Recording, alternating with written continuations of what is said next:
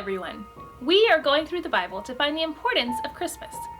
Today's block is a picture of a pregnant woman. Do you remember the family from yesterday's story? There were 3 people, a mom, a dad, and a baby. The mom's name was Mary, and almost a year before she went to the temple, she had a very exciting experience. Mary was in her house, minding her own business, when suddenly an angel appeared.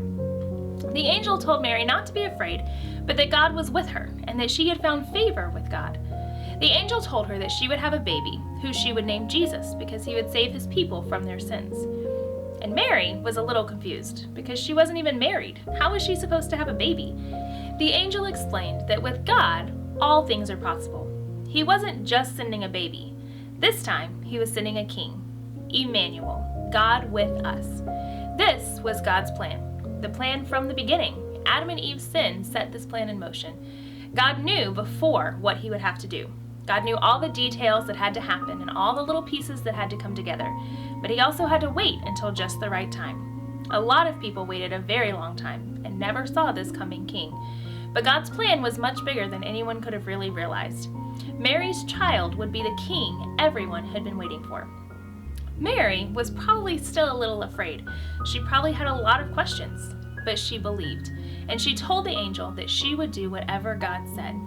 She probably didn't know how everything would work or how things would happen, but she allowed herself to be used by God.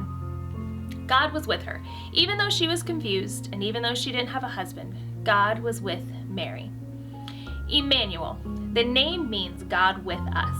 This child would be God in human form. He would be the Messiah, the Savior, the King everyone had been waiting for. Many times throughout the Bible, when people are super happy or joyful or excited or thankful for what God has done or something that he is doing, they sing songs of thanks and praise to God. And Mary was no exception. As the angel left, Mary sang. So the picture of the woman reminds us of Mary.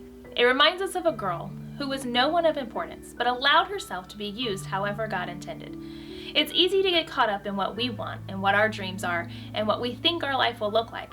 But Mary's life changed when the angel came to her. Her life changed when she accepted God's plan for her life. And her life changed, and we still remember her to this day. Sometimes God's plans take us down roads that we never would have imagined. And sometimes we have to give up what we want to do what we know God is telling us to do. Tomorrow, we are going to learn about a man whose life was also changed. See you tomorrow.